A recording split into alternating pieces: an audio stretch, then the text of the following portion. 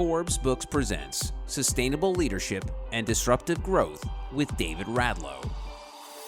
Transformation for a new and better world. Here's David. Thanks for joining me for the conclusion of my conversation with Joe Meyer, the CEO and founder of ExecThread, a venture capital-backed startup that has built a platform that enables executives throughout the world to discover unpublished senior-level job opportunities. Joe, in part one, we talked about how you used your experiences at Apple, Hopstop, Quigo, and eBay to build and grow ExecThread. Now I want to get into the industry you're in now. What do you make of competitors like Scoutable that have made it with videos? Are you planning on sticking with what you do best, or do you plan to use some of these alternative methods to improve your growth? Obviously video interviews are becoming more and more commonplace. Obviously, during COVID, they're a must. It's hard to be all things to all people. You have to decide what to build versus not necessarily buy, but partner to facilitate. So we are getting into the career development space, for example, where we're offering resume writing services, LinkedIn profile upgrades, career coaching, compensation negotiation. We're doing this all through partnerships. But they are value-added experiences, value-added services that our members want, are asking for. But as a small company, we're not going to obviously create that capability and that functionality ourselves. So we partner with other best-of-breed companies to do it for us through a collaboration and a partnership. Whether we do that on the video interviewing front as well, nothing imminent in the plans, but I wouldn't rule it out. Okay, you have... In the last 14 months, you're actually more than cash positive. There's a lot of people that are interested in what you're doing. They're excited about it. You got 100,000 members. Help me out here. 12 employees with perhaps some advisors and board members. Could you give context to people that are used to having 50, 100, 10,000 people, and you're getting it done with 12? Help us out. Let me put this into context. Quigo, which was acquired, by AOL for, a very successful acquisition, never got above 100 people. We were always below 100. And the group that ran the marketplace was less than 50. Hopstop never got above 15 employees, successfully acquired by Apple.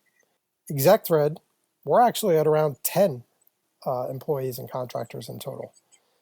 When you take a scalable view of things and you say, you know what, we're going to automate the heck out of everything.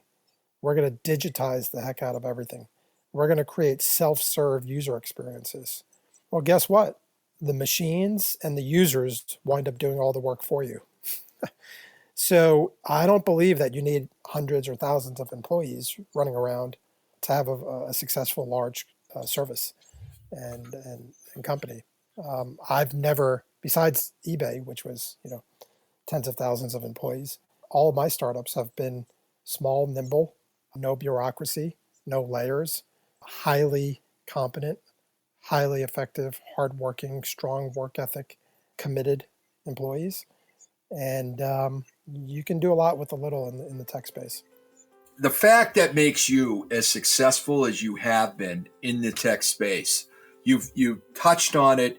You've gone through it. You've gone through your operation processes. Mm-hmm. Is it that you're just someone who is incrementally improving all the time on all levels, and therefore you're always, grinding it out and always growing in that way?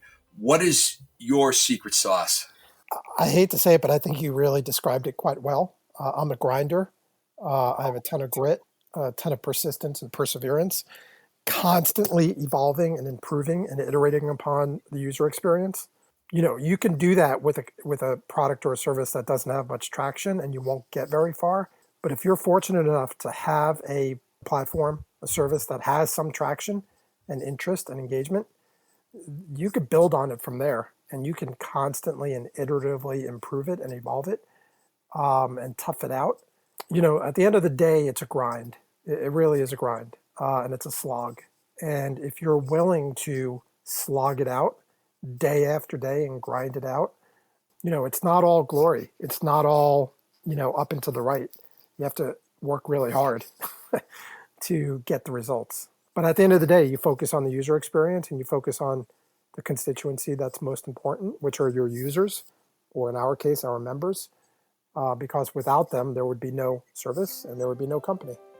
On this podcast of sustainable leadership and disruptive growth as we transform for a new and better world, today you put out in your communication the U.S. and other large countries aggressively increasing their targets for reducing greenhouse gas emissions in a 2-day virtual climate summit hosted by President Biden.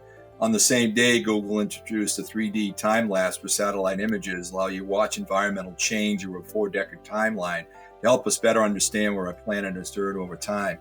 Even Pope Francis called for urgency and joint efforts. The time to act is now. We need to move from political speeches to execution. If action isn't taken, climate change will reduce the global economic output by 23 trillion by mid-century. If you'd like to be part of the solution, here are hundreds of executive level job opportunities that can drive this change. Could you just comment on, this is more than what I'm hearing, this is more than just you're executing and making money. You really care about this stuff and you're driving this and helping the world. So I'm glad you brought it up because it's not just this one topic, i.e. climate change and caring for the environment. Obviously, that's a very big topic and a very big opportunity. I have not been afraid to speak my mind over the course of the last few years of running ExecThread and share my thoughts on what I think is important, whether it be social causes, political causes, economic causes, environmental causes, justice-related causes. It can't just be about business, but you have to figure out how to tie business into those causes so that businesses can be part of the solution. And I just think there are too many business leaders out there that are afraid to speak their mind because they're worried about alienating constituencies that might be buying their products or services. My viewpoint is if you're a racist, I don't want you using ExecThread. If you're a sexist or misogynist, I don't want you as an ExecThread member. If you don't care about the climate, you know what? I don't care if I don't have you as an ExecThread member. That has to be more than to life than just business, right? Or a career. At the end of the day, we're all responsible for living in the environment and world that we all live in, and we all want it to be a better place in many different ways. And I want to be part of that solution, and I want my company to be part of that solution. And if I alienate some constituencies that don't think similarly, then so be it. I'm not too concerned about losing a few customers here and there because I'm a CEO that speaks his mind. Thank you. Explain your givebacks, Georgetown. Can you explain how baseball and sports has played a major positive role in your success? Yeah, I think about this a lot. And I was actually just down in Raleigh, North Carolina a couple of weeks ago talking to a former teammate of mine. And he actually commented on my success from a career perspective. And he attributed it a lot to my experience at Georgetown playing baseball, where I actually quit playing baseball after my sophomore year. And it was a big regret of mine. I regret giving up on it. I regret not trudging my way through it. I regret not overcoming obstacles and figuring out how to persevere back then. And I think a lot of that plays into how I operate from a professional perspective, how I don't give up on things. It would have been very easy to give up on HopStop. It would have been really easy to give up on ExecThread, over the years. We've gone through some challenges that I think most people would have exited stage left if they had encountered. I think my experience playing baseball and the experience that I had, not only in that team-based environment, but in terms of not being mature enough at the time to overcome obstacles and having regrets about it later in life, plays into how I operate today. How about your understanding and early grounding in learning access to money? Sobe founder and Reed's chairman John Bellows said, "Vision without money is insanity." You've got great vision, great execution, but you have a way of understanding who to go to in order to pitch and raise money. And if you're unable to pitch, access, and raise money, then you're going to have a hard time whether or not you're a startup company, whether or not you're mid-stage, or whether you're a large company that needs to have operational expansion money in order to grow into Yeah. the billions. Yeah. I mean, I think it's not only a matter of having access to capital. I think it's a matter of knowing when to raise capital and when not to raise capital. I think, you don't want to overcapitalize a company. I think that's insanity. I think you don't want to raise money for a company that doesn't warrant raising money for. For example, venture capitalists, they need their companies to become rocket ships and become billion-dollar companies in 3 years or 4 years or less.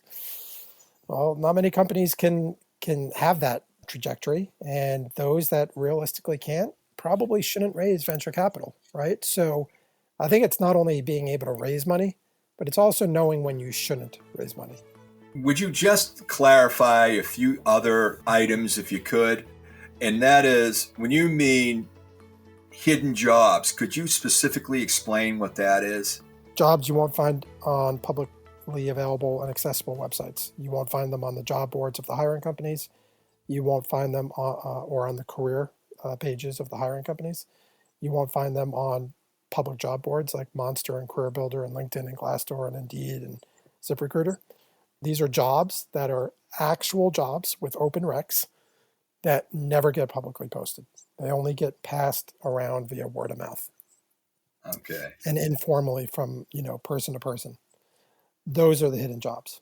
And they just so happen to be the best jobs, because why else would they be hidden if they weren't the best jobs? Before you got involved, what did the run-of-the-mill executive recruiting model look like?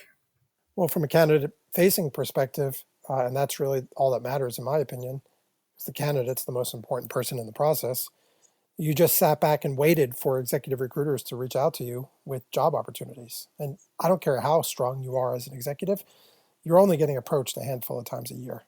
Yet there are so many more opportunities out there that you're not hearing about, that you should be hearing about because you're actually a good fit for that opportunity.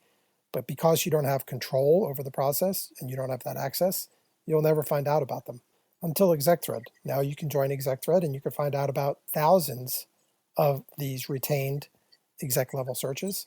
And it's just a much more efficient and effective way to identify and find out about these job opportunities.